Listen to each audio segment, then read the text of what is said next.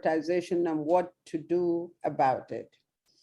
And so today's agenda will cover the first two already. We're going to go into a quick presentation on what I have seen, or just a laundry list of the issues that I have seen. And then we definitely want to spend time with Dennis as he tells us about what he has seen in the field and where we need to be pointing our minds to. And then, of course, then we'll go to individual takes on the issues, and we talk about solutions, and we close. That is the entire lineup as it is now. If you think we should add something else, just put up your hands or put it in the comments section, and we will include that. Quickly about WASH Academia, is a VIPCG initiative that is targeted at improving the capacity of the WASH sector. We do training and development, but these weekly Zooms, we're going to try to keep our foot on the pedal on the weekly Zooms to try to get the issues on the table a lot quicker than organizing, say, a quarterly training and that kind of thing, to kind of like get people thinking differently and injecting new knowledge from within, from within the sector itself. There's a lot of professionals that have a lot a lot of input that can help us along without us having to go through contracting and all of that. So this is going to be a weekly event for now. And then, of course, if you've seen the videos that we release, what we're doing is releasing videos related to whatever the topic is before the actual event itself. And so that basically, it's about the WASH Academia. And today, I already talked to you about having Dennis on the. Dennis is like one of our main gurus here throughout all of Africa on the WASH sector reforms, but the water sector reforms particularly. And Dennis has a long experience in Nigeria.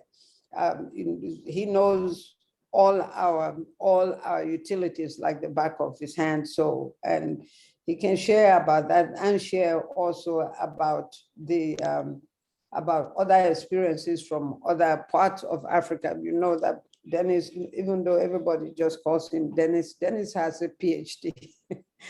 Dennis has a PhD, but nobody calls him Dr. Dennis. So nobody calls him Dr. Dennis.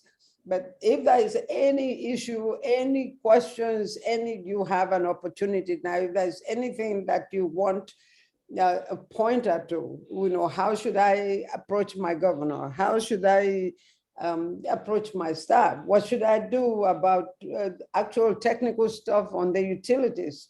Ask Dennis. So, and then of course, me, I'm an institution and organizational development consultant.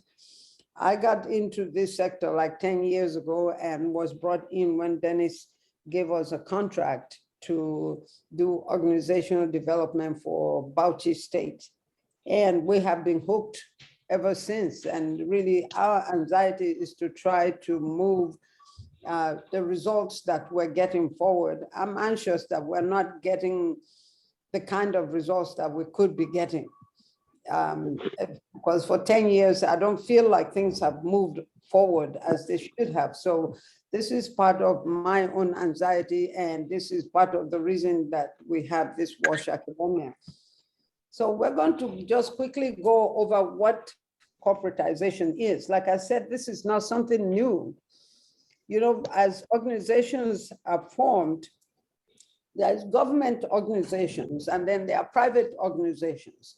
The private organizations are either corporations, or they are small businesses owned by individuals and partnerships. Government organizations are the MDAs, the parastatals, and all of that. But in the past, MDAs used to be the ones to to provide social services. But then social services like water and light and even health currently are being moved to organizations, to another organizational form that can sort of behave and do management like the private organizations, so that they can produce better results. So this is what corporatization is. So corporatization for a state water utility, basically you are moving a state water agency to become a government-owned water corporation. It is not, once you become corporatized, you are no longer a government agency. You are now a corporation that is owned either wholly or partially by government. Corporatization basically makes the water utility to sit between a private-owned corporation that is providing water utility and a government agency. Most people worry about corporatization because can we silence your speaker, please? What most people worry about corporatization as precursors to privatization, because it has been, once you now have a corporation that the government owns shares, you can easily now begin to sell the shares off. But what other states, other countries have done have been to put laws in place that prevents the government from divesting its shares to the public, so that the government always has a hand in the corporation. What we have in Nigeria has been that we just changed our name to corporation, and then we continue to behave like a government agency. And so this is part of the reason that we're having this, so that we can begin to behave like a corporation once we have corporatized.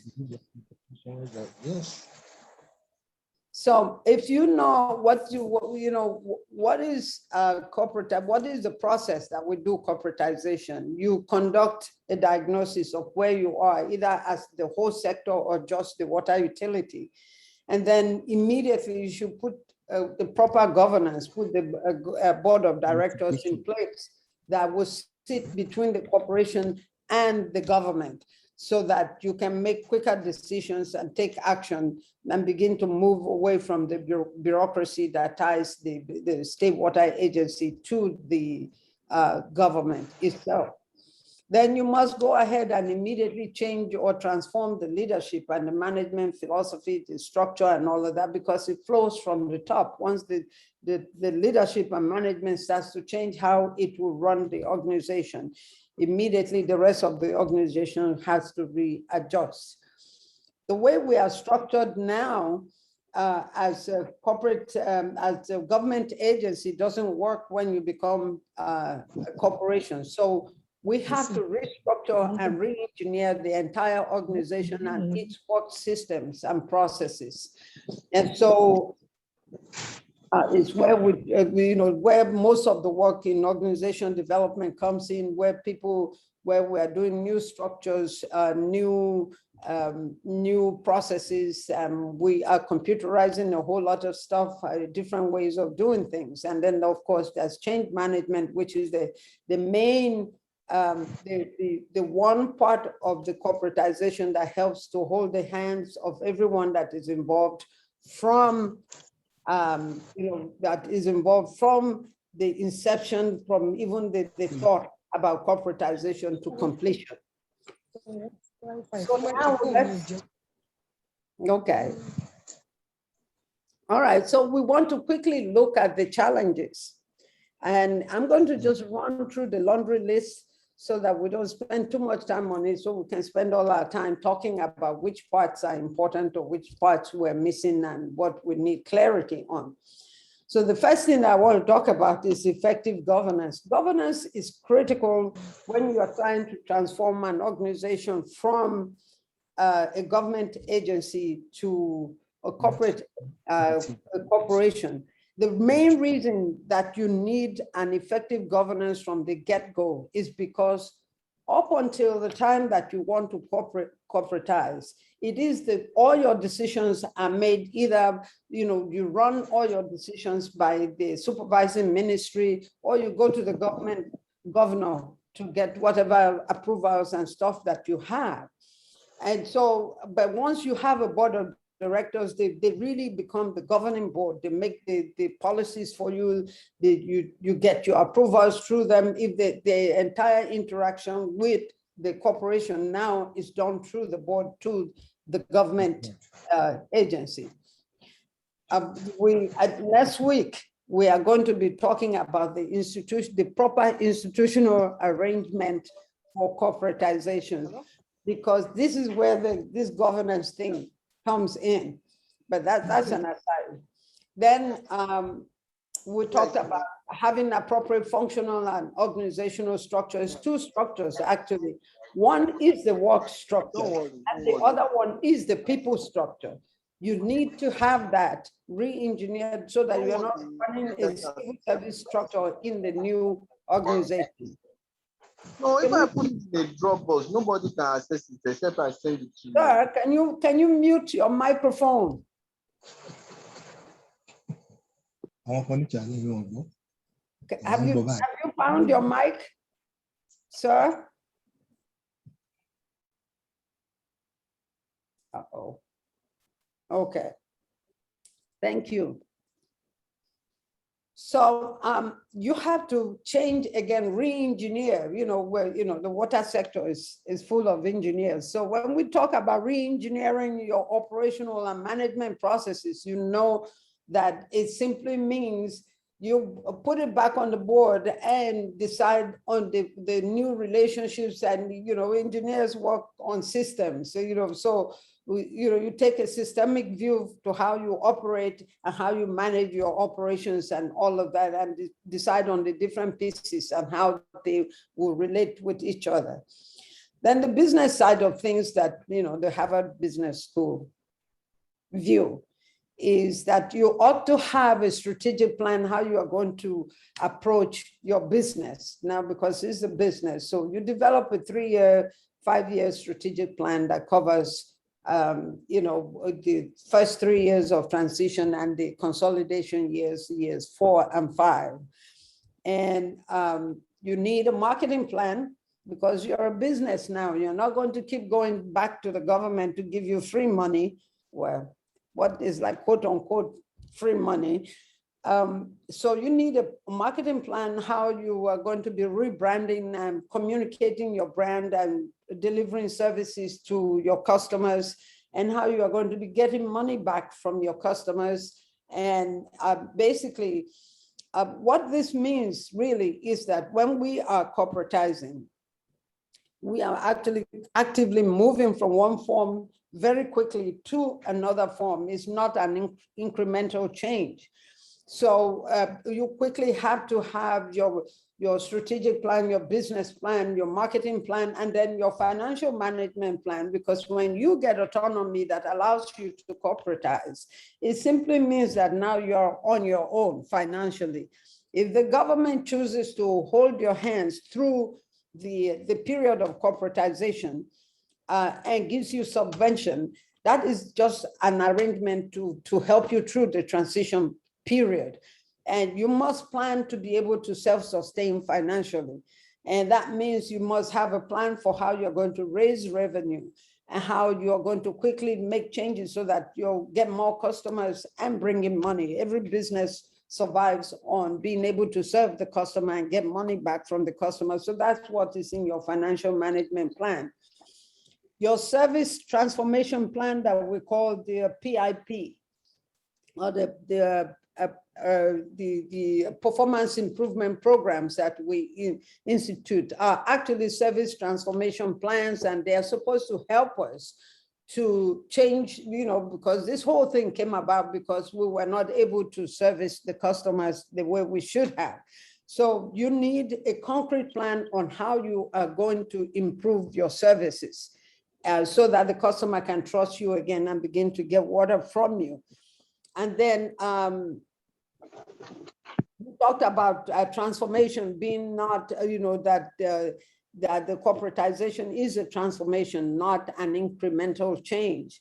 It's important because part of the issues that we're having in Nigeria is that we tend to see it as incremental change. What happens with incremental change is that eventually it becomes 2 steps forward, 3 steps backwards. So we don't want an incremental change. So the first year, you make all the changes that you need to make. You pick up the pieces in year 2. In year 3, you start to consolidate the parts of the changes that are working for you. And it's important that we don't engage in haphazard implementation. So there ought to be a structured implementation plan that you take.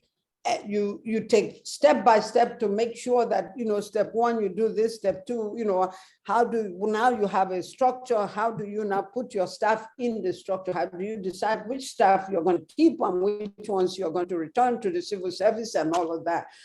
Everything has to be very structured.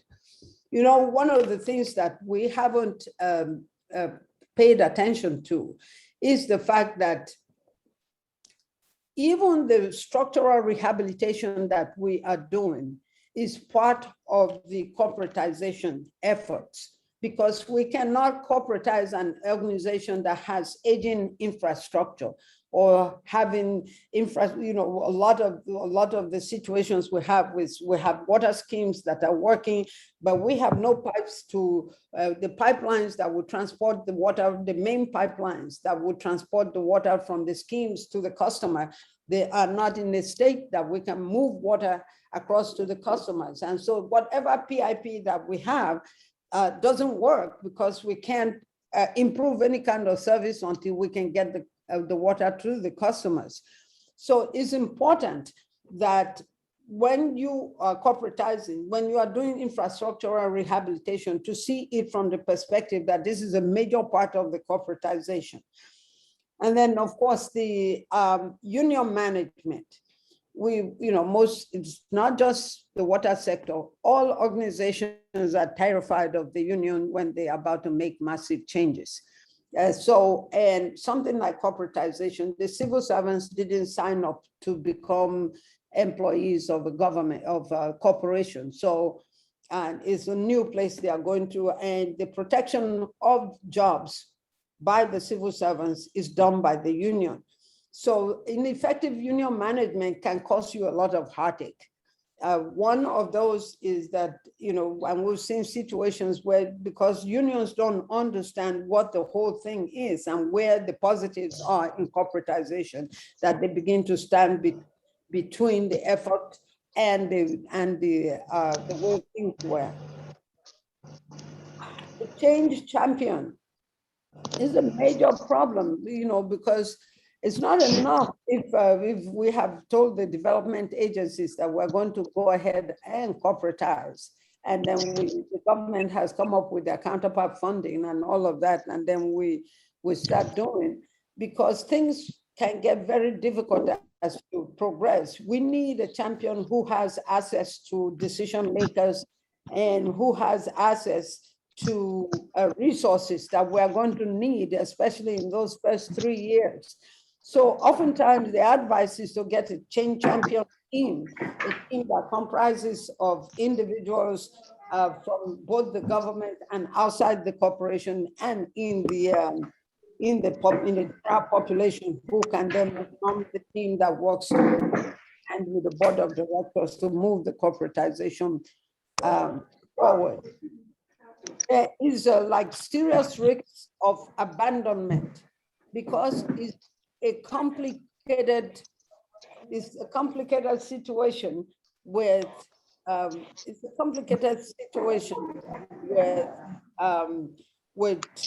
with the implementation itself, when things don't seem to be moving the way we want it to move, or if there's a change in government, or so that the entire effort can be abandoned.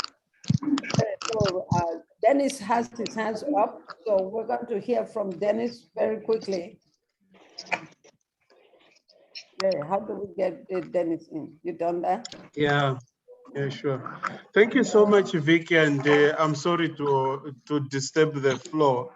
It's just that unfortunately I have people waiting for me. Mhm. So I don't know if I can have just the 2 minutes then, but hopefully the upcoming ones I can have a bit more time to discuss, because from what you said, I've certainly quite some passion to see change in Nigeria. So it's okay if I just give just a 2 minutes intervention? Yes, please. Okay, thank you so much. So I think I am 100% in agreement with what our professional, HR and not even HR, now it's institutional development expert Vicky has said in terms of what is the meaning of corporatization, what needs to be done, and so on. But what I just thought I could do is to give examples within Africa, because I know she gave examples of China, Denmark, and so on, and you might be saying, well, the socioeconomic is different situation. But I want to give situations in Africa, countries which are even poorer than Nigeria, but which are doing far much better as far as the issue of urbanization is concerned. Firstly, starting with your neighbor Benin, with maybe a population, I don't know if it's 10 million or maybe 8 million, but it's a small country but they corporatized their water systems for many years back, and up to now it's working effectively, and leading to the definition that Vicky gave of what corporatization is, because we should not confuse corporatization with privatization. Corporatization basically means, using the assets, transforming and restructuring, if I can call it that way, state assets and government, agencies and public organizations into a corporatized entity. And what that further means, because you might be asking, then what does corporatized mean? Basically, it is taking advantage of the efficiencies that you can gain from a private sector. So it's a government-owned entity, but using private sector principles to deliver services. So that means improved efficiencies in terms of water services, which right now is being denied to a lot of Nigerians just because the current systems are not working effectively. So when you go to a country like Benin, the water tariff is not as high, but they have almost 80% coverage in terms of urban water services. And the non-revenue water is highly controlled. It's around 25 to 30%. And then at the same time, the water corporation is paying for its own salaries to its employees. So they don't look to government to pay their salaries. The only time that they look to government is when they need infrastructure development. So if you need to extend or to build a new treatment plant, to build a new network, then you go to, that's when you go to government. And that is the practice in more than 40 or even 45 countries in Africa, because the only countries where you have a private company managing water is Senegal, Niger, Cote d'Ivoire, Gabon, and then up in North Africa, Morocco. The rest of the countries, it's state-owned corporations or corporatized entities. So I can give more examples. You go to Mali, it's the same. The companies are doing well. They don't go to government for salaries, and you do not even hear that the company is in arrears in terms of paying salaries. It's state-owned. What's most important is a professionalized board of directors, which is not answering to any political issues, but rather implementing what is required. For Nigeria, what's required for me is that I think it was number 3 or 4 item on this challenges, which is the political will. And to me, it's political will in terms of implementing what has been decided, because a lot of laws have been developed in Nigeria. a lot of policies, the right policies, number 16, item number 16. A lot of policies, laws, and all the necessary documents or tools have already been developed. What is missing is to move now to implementation.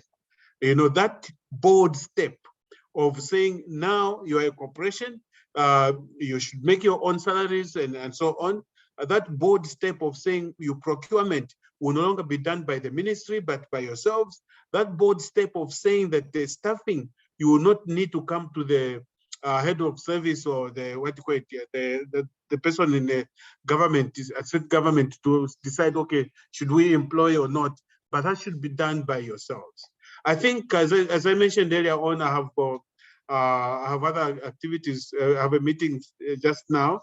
So, but I want to commit myself to the team, particularly to VIC, PCG, that I'm still available in the next few weeks to, for me to, to share more experiences and examples. Thank you so much. Thank you so much, Dennis. Do we quickly have questions for Dennis before he disappears for today? If you have questions or issues or anything, any questions that you have, can we put up our hands, and then we know how to put up our hands, right? Barry just showed us. Oh, okay, so 2 participants have raised their hands. Barry, come on. Hello. Yes. We Hello. can hear, yes, we can hear you. I'm Bashir Ibrahim. Hi, Bashir. Ibrahim. Yes, sir. Hi. I'm a Director of Commercial and Public Relations at the Kebbi State Water Board. Okay. Yes. The last presenter has presented well, especially on the issue of this political will. Mm. But let us give us, how can we go out from this political will? So that because you are professionals. So how can we go out from this political will so that the corporation will be independent? Mm. Yeah, this is the one. For me, I think we just need to keep giving the exact situation to our political leaders. Now, let me give an example of Taraba. Now, the state governor of Taraba visited Kenya, and he saw for himself how the water corporations in Kenya, which are owned by the government, but are operating independently, are able to pay salaries and so on and so forth. When he came back, he was so energized that we must do this in Nigeria. And I know he's been one of the champions to try to, to reform, but perhaps the systems have just worked so much in his favor. But there is still that that possibility. So one is to continue drumming this. Now, how do we do that? That's the big question you have raised. I think if we inform our political leaders in terms of the governors, the commissioners, that the reality on the ground, that look, in this stage, we have so many people, but these people do not get water. And then the governor will say, but why are they not getting water? We're giving you money every day and so on. I said, no, if we manage to improve on our efficiency, so like, for example, if you are given a takeoff grant, you improve your efficiency and you are able to raise your own revenue and so on, you will not need to be going back to the government to ask for money to buy for chemicals, to pay for fuel, or to, to pay salaries, because you basically be managing to get all those things, so yourself. That money would now be saved and can be used for, for rural water supply and so on and so forth. So many gains. Government funding can go to the other side. There's improved efficiencies. The citizens will be happy because they will know that they do not have to worry about going to buy water from somewhere or from these vendors and so on and so forth. Hello.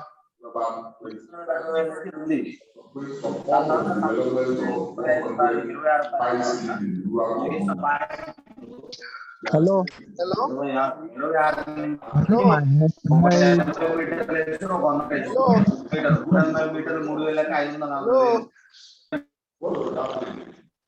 Hello? Hello, can I ask my question, please? Can I ask my question? I believe you can go ahead, yes. Okay. It's a pleasure meeting Dr. Mwanza in this place.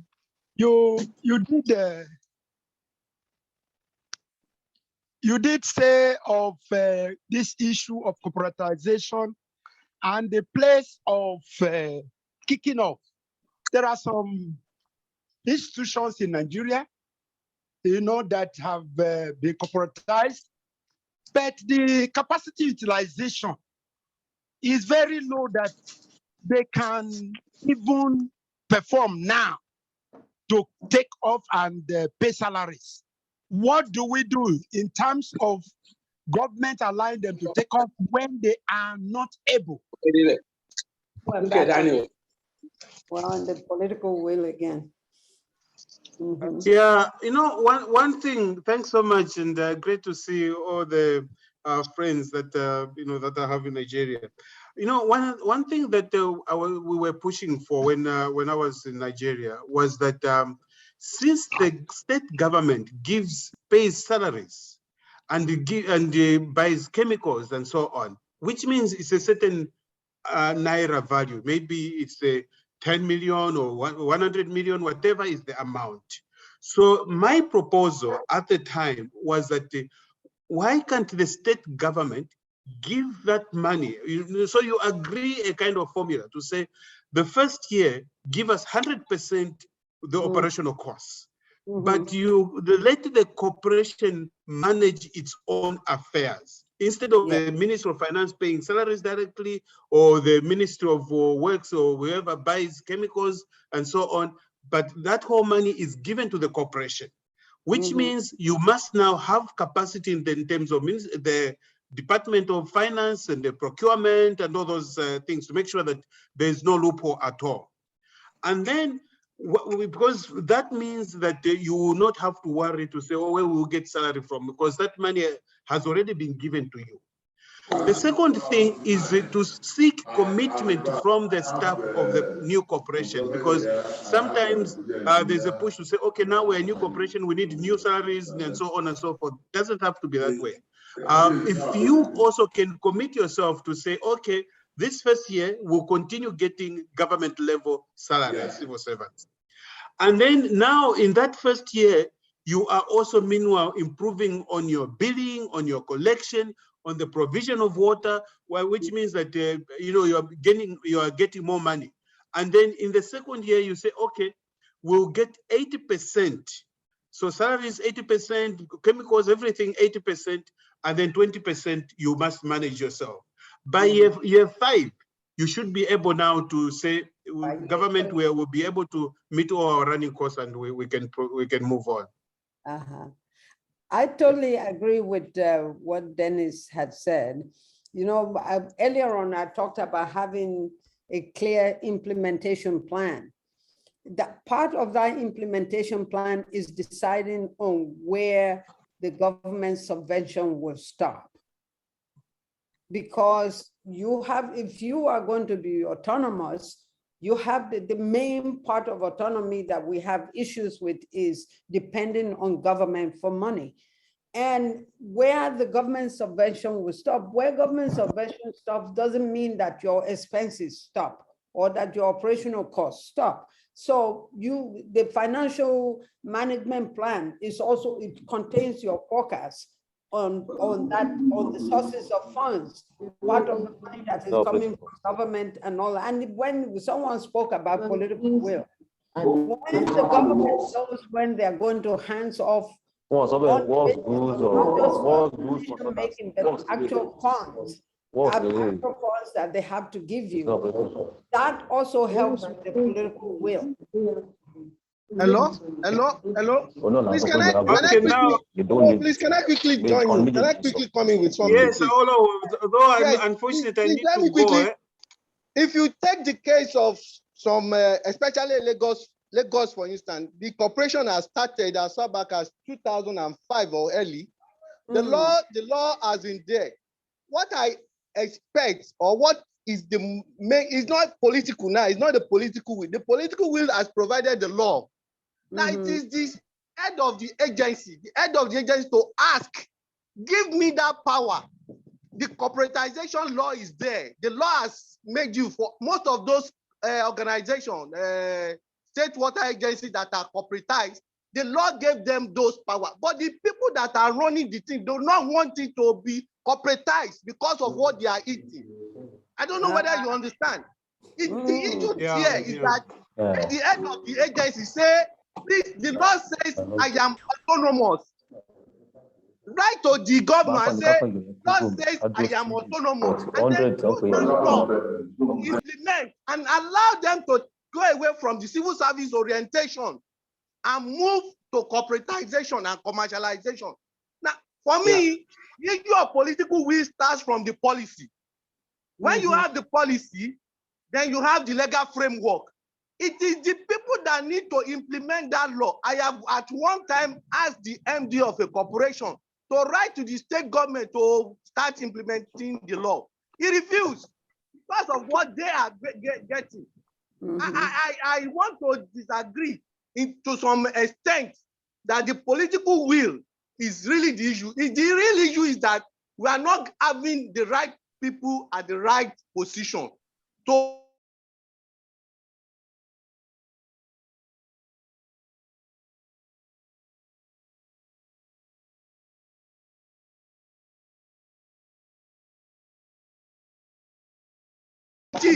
challenges. so you see the difference. We need to be strategic in what we are saying. It is not particularly the issue of the political will per se. Because if you have the law, that means that the government has given you the power. Now it is not left for you to use that law to implement the autonomy. Okay, now I need to go, but this is a very important point which has been raised by Olo, and I believe it can be covered. But I need to go. But as I said, I think maybe we just need a special session to specifically look at this matter. Will. Yes. Yeah. Thank you so much. Thank you so much, Dennis. And we are going to keep going. Hello, can I contribute at this point to going? Yes, please. Hello, Vicky. Yes, I can hear you. Yes, I think I want to agree with Wolowo. Our experiences in the reform so far has shown that when you're talking, people want to shift blames to government. The service bearers, that's the water corporation and water board people, are not yet ready to go corporate. You will fight with them to get the law signed. You will fight to establish corporate entity for them. But they still remain in Egypt eating cucumber and onions. They don't want to move. Most of these directors that are participating in this meeting still remain in the office. That's not how you work in corporate entity that is independent. They still operate civil service under the corporate entity. It doesn't work. And that's what has happened. Nigerian government, like when we started, we have very beautiful policies and laws. And we have spoken for quite a long time. It's time now to take action. Let's find out. The reform has gone almost in 12 states, but none of them has taken up operate as a corporate entity. The fault is the water corporation people. Let them stop blaming nobody. They're still afraid. They're afraid of where the money, their salary will come from. They are not ready to take up the bull by the horn, and nobody can do it for them. As far as the service bearers do not want to take this responsibility, the government you're expecting to take political will are still benefiting from the inefficiency of water corporation. Because once the another political time for campaign come, they will go and tell people, I will water you, I'll fire you. Because, and tell them to give the water corporation 100 million naira and set them off and settle them to go on their own. They will not bring out that money to settle them because the people are not pressing for that. They're still interested in running around government office, running to the ministry, permanent secretaries and directors, maintaining the office, and are afraid of the next tomorrow, what will come. Immediately they want to establish that will to go corporate. and the people, other people start seeing it work, it can be replicated, but they are waiting for who will bury the cat. I don't seem to agree with the last. Sorry, let me hide. Outline the problem. Let him finish. You agree or disagree with me? Wait now, let me finish. You now say your own, please. In the system, they are very low to meet the demands of the public. And if their operational capacity is very low, some below 50%, 20%, you want them to take off? They cannot. In fact, if you have an overview, you can ask the Washington director. You have an overview of Nigerian utility performance. You will be shocked. So they cannot have confidence to kick off in their very present situation, except there is a reinforcement from governments to build up their capacity before they can take off. It's not because they don't want to ask; they can't take off. Sorry. Please let me now I'm saying that I'm saying that if you are taking off with 50% capacity, then people will see that you have taken off 50 capacity and give people 50% delivery. Then people who are supporting you will feel that once these people can do with so much little, they give you more. The government sees water corporations as conduit pipes you put money and it will go into the ocean. Sorry, let me hide. Okay, perform 50%, perform at 50%, and let's see. Perform at 20% capacity you have. Let's see. You are waiting for 100%, which nobody will make you. Please let me hide. Let me hide. Thank you. Madam Vicky, please let me hide. You see, this capacity they are saying, they are not being sincere. And I'm going back to Lagos and Rivers. Each of these people has small water treatment plants that you can convert to what I call community management. You can get people within that community to provide 1 million, the design capacity of most of those things are over 1 million gallons. 1 million gallons per day will serve over 60,000 households. I don't know whether you are understanding my position. Now, what I'm saying is that break it, whether the government say this, that the law has given, you break it into smaller units. Break the state or the water production, whatever, and then the service area into smaller units, and then produce water for who wants water. It is a service standard. You agree on what quantity you want, at what time you want it, and at what price you are going to pay. These are things that are easy to be done. You don't have to centralize the power in Lagos State, for instance. There is the environmental issue that they have decentralized. Small people come to within a local government, within a ward, and provide sanitation this thing. Why don't we have such a community management system so that we can break it into and allow community to manage, engage private person to manage it, or get people within that community to manage those systems and provide the water for themselves and see the sustainability issue there. I think we are not being fair to ourselves, and this has to be with some of us who have passed through the stages, who are now either advising or working with them. The fact of the matter is that for any sustainability issue in the water wash sector in Nigeria, we, the expert or the consultant, need to really take serious active part. Let them give part of their system to consultant. Let them manage that community and then compare with the one the state is managing. I have always been saying this. If you, for instance, if you break Lagos into small, and those experts that are there, let them take part of that community home. Let them run and see whether it works and compare with the state government. These are issues that are very simple.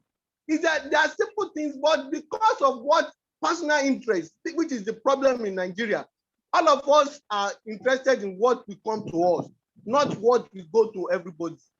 And except we start looking in from that, we are still far away from this sustainability. At one time or the other, talk to people about corporatization and privatization. The fact of the civil servants believe that when you corporatize, you are privatized. You are privatizing that agency. It's taking a lot of time before we can convince some of these union people.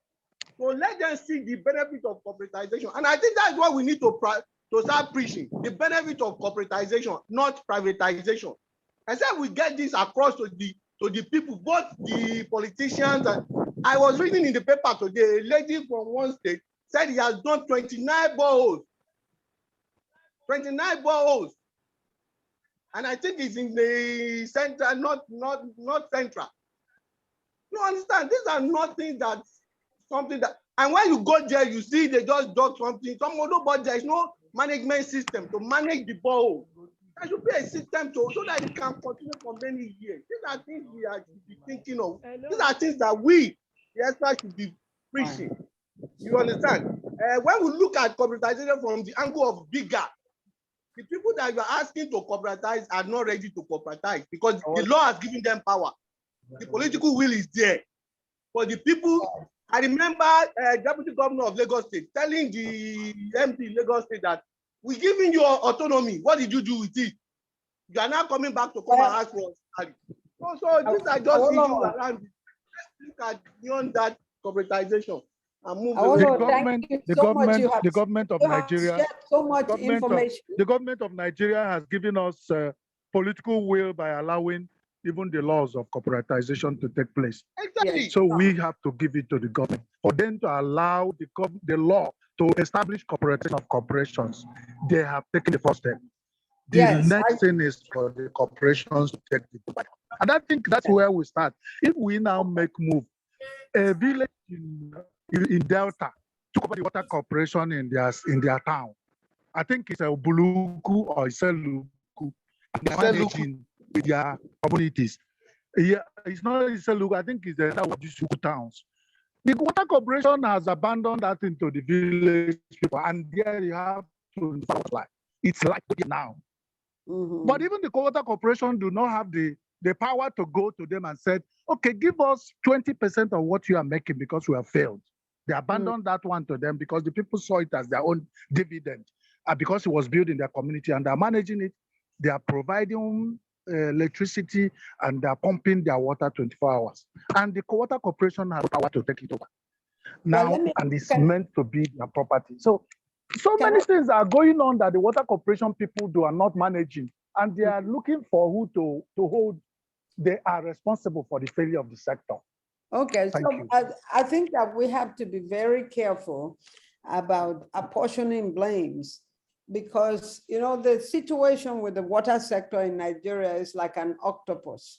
There's so many legs, it's impossible to count, and until all the legs are working in sync, the octopus cannot move forward.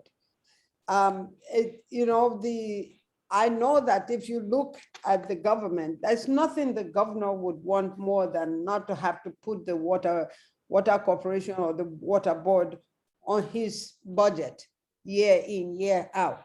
He may go out and tell the people, I'll give you water and whatnot, but he doesn't want to have to be footing the budget. Corporatization actually effectively gives the governor a way out of that.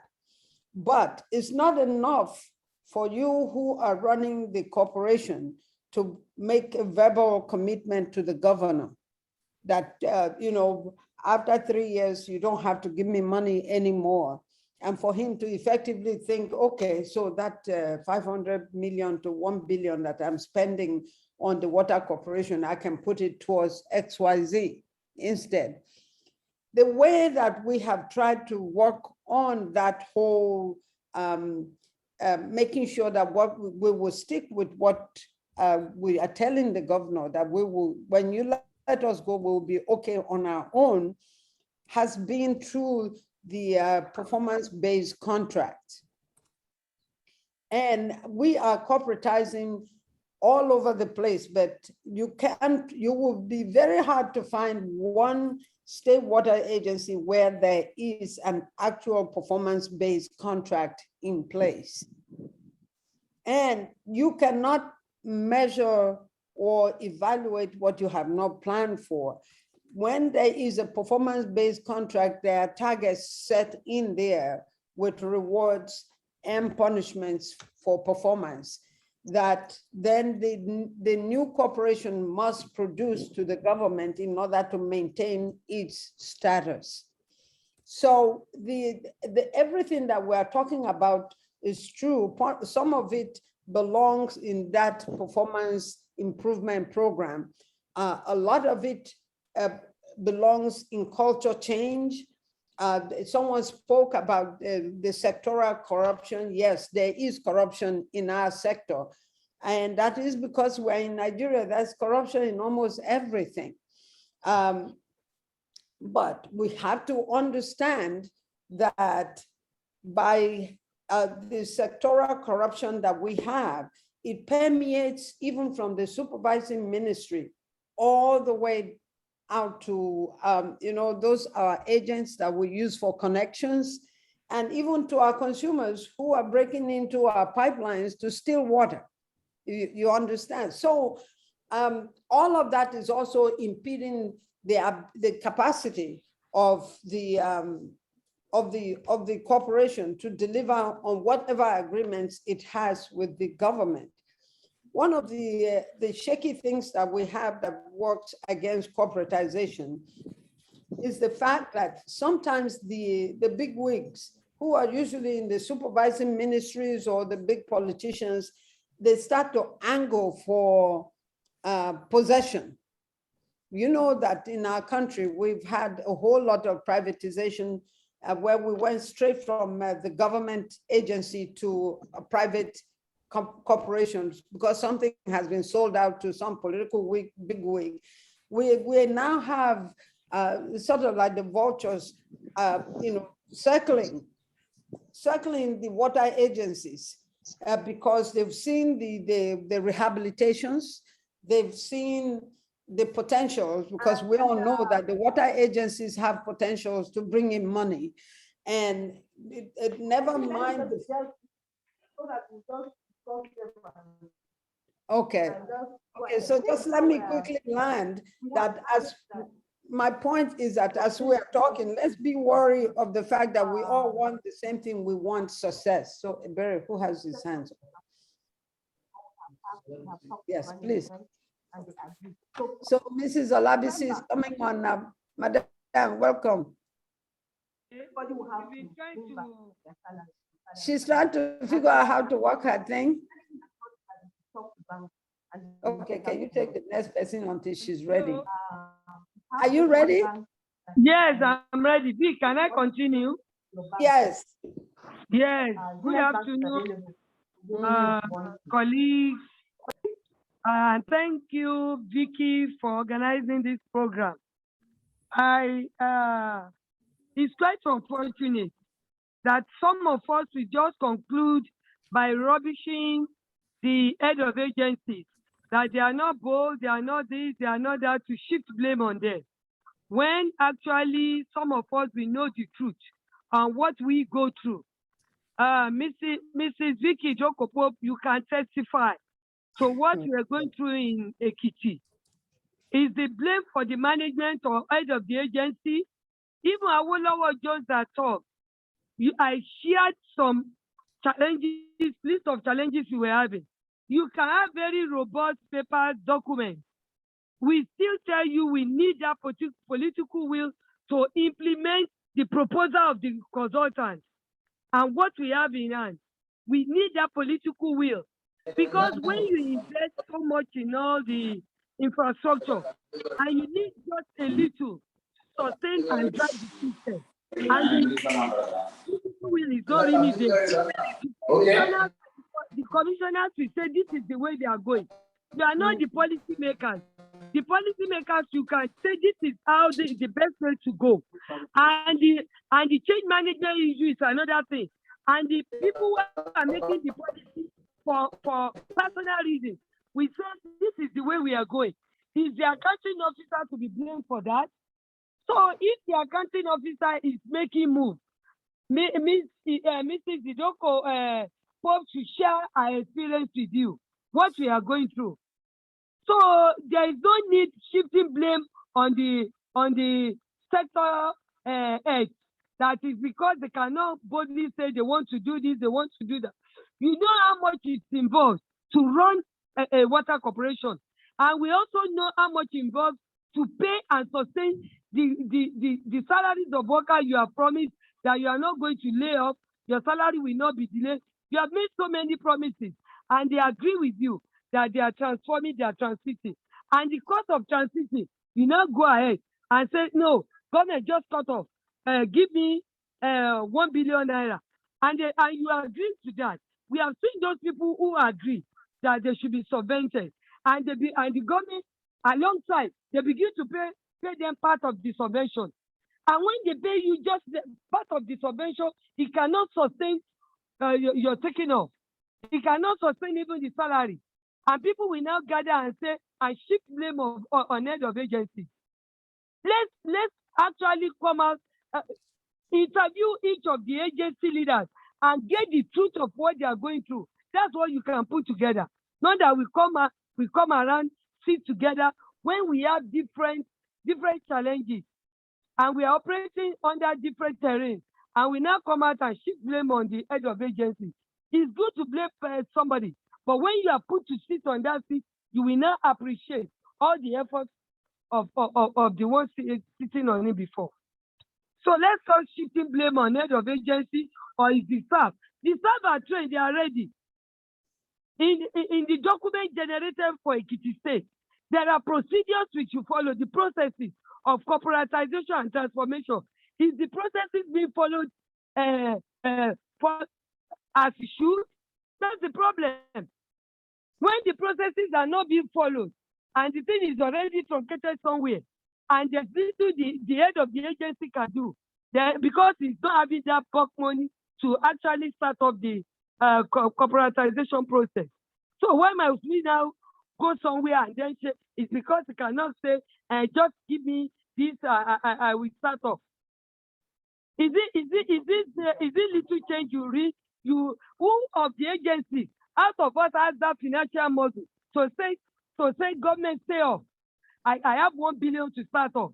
And even when they promise you, we will give you 500 million, 1 billion, how much of it are they giving to start off?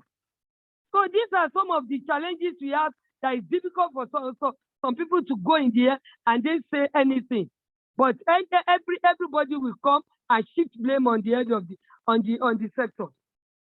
I rest my case for now. Thank you, madam. Thank you so much. Thank you. Thank you. We're hearing you. We're hearing you. Okay, who's next to speak?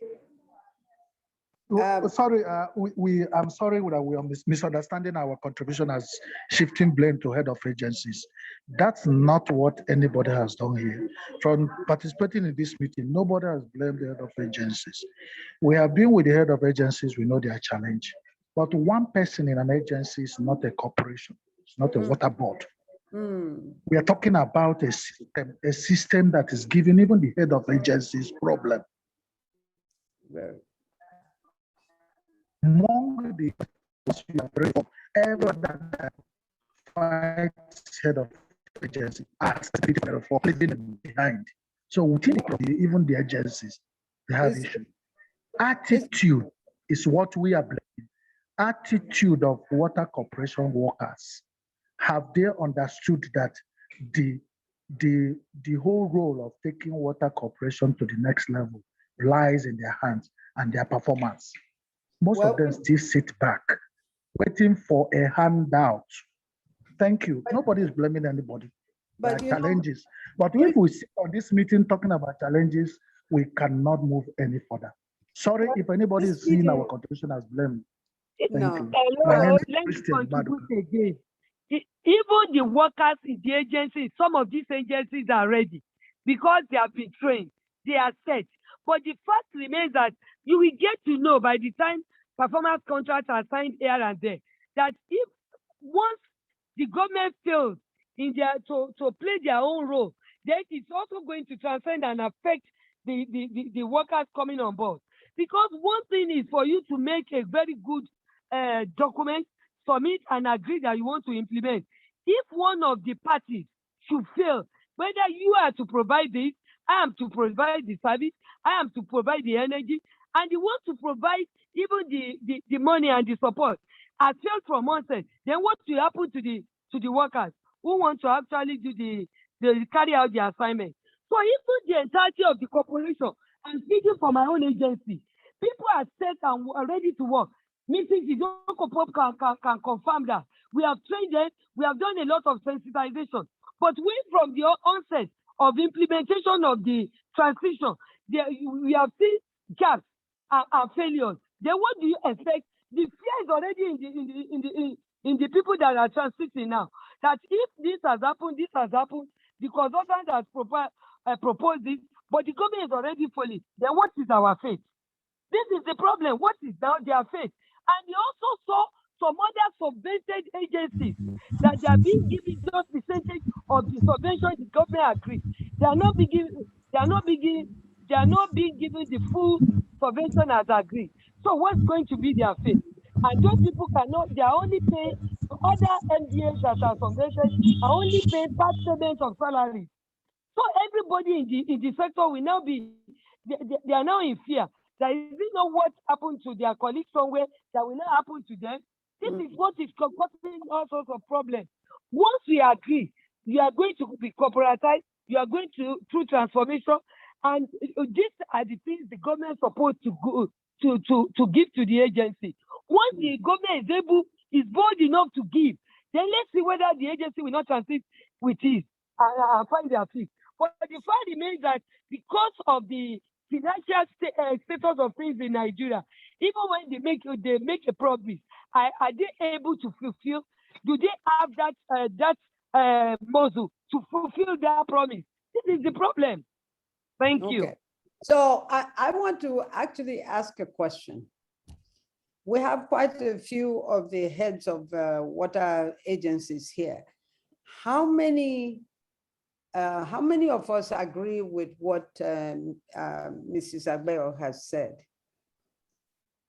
about the role of government not sticking to its own side of the agreement? Once you say, okay, let's corporatize, give me this and let me go and I'll produce results. Either they outright disagree, two, they may agree with you, but then start to give you the resources you need in piecemeal, small, and then you don't have the critical mass that you need to move forward. And then you start to lose your own staff who have committed to the reforms. And then you also start to lose customers who you have made promises to in terms of improved service delivery and all of that. How many of the agencies, the water agencies, the heads of water agencies who are here, who are experiencing this, just for the sake of authenticity? What I would like for you to do is send me. The question would be how many of the MD? Mrs. Sidoko, the question should be how many of the MD has written to the governor to say, let us implement the so part of this law. How many of the I know, I can vouch for Ekiti. I can vouch for Ekiti that she has pushed as hard as she could to try to move the implementation along. I also work there too. But, I also work there too. I work with her. I know that there have been issues there. I know that Bauchi, for example, has worked hard, and the current head of the water in Bauchi has also worked hard. We know of the story of Kaduna, where a lot of, in the urban one, Kaduna was the star performer in the reforms. And we were all ready for, by now, we thought that Kaduna would be this shiny, the shiny example that we should give other, states. But Kaduna has sort of regressed some. They have impressive infrastructure. We know that. But then in terms of the organization itself, things are not kind of moving the way that they should be. a lot of the other states also are anxious to go on. We know that the redesign of the urban water sector program, which is now coming out as the Saw Wash, is in response to the fact that the reforms are not yielding the kind of results that we thought that they should be. And now emphasis is being shifted to the states to say, we will pay for performance. You go and perform, and then we will pay you for it. And so the reality is that there's so much that is going on that has to be tackled. First, if we are going to implement corporatization, there's a process to it. We must follow it, just like Mrs. Agbeo just said. We talked about haphazard implementation earlier on. If we implement step one, then the next thing is step two. We must follow through and implement each piece completely, because the risk, our biggest risk really is that haphazard approach to implementation, which is usually has something to do with the sectoral corruption and the political will and the culture change that, civil servants are worried of just stepping into this new corporatization thing and don't know whether, nobody likes change. So they too have a right to resist. And so a lot of the issues that you have, I have 24 of them. Almost anything that we're discussing today can be found in under one of these issues. It's not a case of who is responsible for the failure, but what do we need to do to move forward? Can we pinpoint what our issues are for one area and then tackle it for our own water corporation or our water board to move forward? That is what the real issue is. The whole idea was to say, okay, here's a laundry list of all the different issues that you could have. How can we tackle them one by one? I want to raise one issue though, that, the people who are above us, that's the supervising ministries, the governor's office, even the funding population. Those, Bob Marley said, who feels it knows it. If you are in the water corporation, you know where it hurts. You know where the challenges are.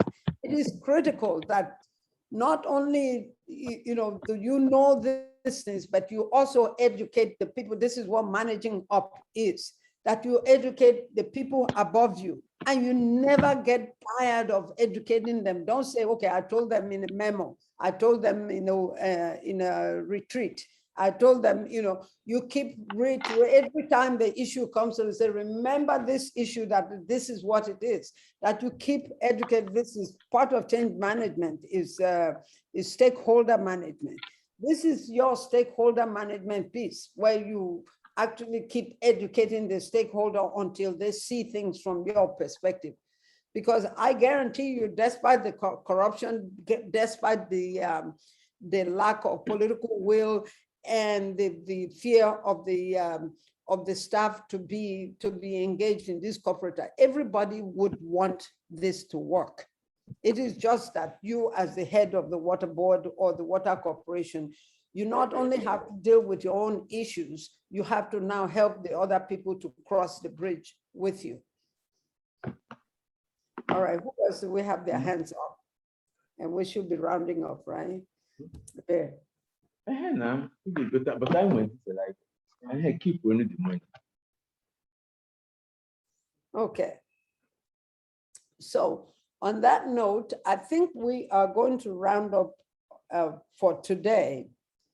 Next week, Thursday. Oh, okay. We have many hands up. Okay. Hello. Yes, sir. Good afternoon, madam. Yeah, good afternoon. Hello. We can hear you. We can hear you. Okay. Well, where's the person that said hello? He's gone. Okay. All right, so like I was saying, next week, we want to tackle one of the areas that's causing the confusion.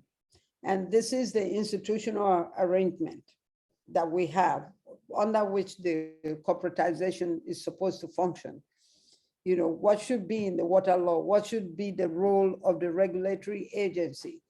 What should be the role of governance? And all of that, we are going to try to examine all of that so that when we go home, we can go back and make some changes so that the work can start moving again. My advice on this right now for what we have done today is I'm going to ask my people to share. If we don't have your information, we'll probably just have your phone number. But if you have your email or something, I'm going to have my people share the slides so that you just look at the laundry list of the challenges and see how you can fit in whatever challenges you are experiencing right now, what key challenge you have, maybe the top 3, and see how you can then begin to focus on that area. If you need help in any of those areas and you need to just call me and chit chat about it and say, what do I need to do next about this? You know, please definitely call me. And I'm going to make sure that we share my own personal phone number. Most of you have it, but so that you can call me and I can offer whatever. You don't even have to pay for it. I would like to hear that you are moving forward in the corporatization, because it's the only way. We have to get water to our people. It's not just nice to have good water to drink. The health, you know what our life expectancy is, 55, so we can move the needle on that life expectancy thing forward if we can deal with the water situation. We're adding sanitation now onto the sectoral reforms that we're doing. And really, water is still at the core of sanitation. So it still kind of goes back to the water. So we have no choice than to start gaining grounds on what we are doing. So I want to thank you for attending. Even if we're here for 2 hours, it's not going to be enough. But next week, we will be talking about the institutional arrangements that will help us move our corporatization forward. Some of the issues that we've had in the institutional arrangements have been such things like, what should be in the water law is not there, and what should not be in the water law is there, and there's even that confusion right from the get-go. So we want to talk about that. We have someone from the integrated water supplies that is going to help with, he has something to say. He's been raising his hand. So if you would quickly come in and let's hear you. Can you unmute your mic? Good. Okay, go ahead.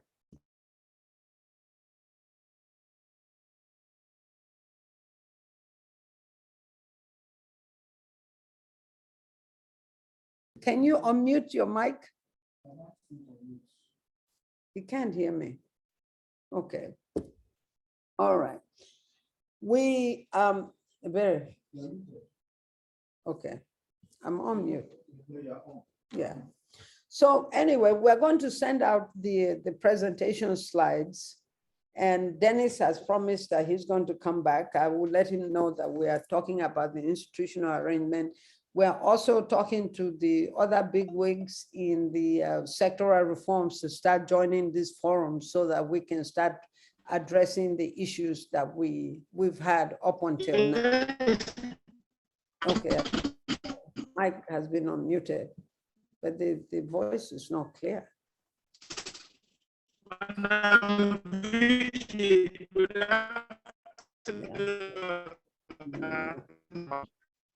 Your mic is not working. Oh, I think it's network. Yeah. Okay, so on that note, we're going to round up. And we hope that you will attend next week's session. We're going to share the slides, and we'll share the information about next week's session. There is, we will also share the link on YouTube for the video that we produced on the challenges of corporatization. We'd like you to look at the videos, and all the things that you're saying, please say it at the bottom of the videos. We are going to when and we are successful, we will start counting some state water agencies that are achieving success as corporatized institutions. Again, I thank you for attending. I am Vicky. I know you're very, very busy, so we don't take your presence for granted. We're very, very appreciative. And we will talk again same time next week. We will share the links. All right, thank you. Thank you. So which one is the 5,000? Which one is Thank you, Mrs. Vick. Thank you, everybody. Next week, we'll see you again. Yes, sir. Bye for now. Bye. Thank you, Mrs. B. All right. Thank you. Thank you to everybody. Thank you, Thank Mrs. you. Vicky. We're proud of you. Thank you very much. That was great. Thank you. Thank you. All right. Thanks for coming. Okay. Very-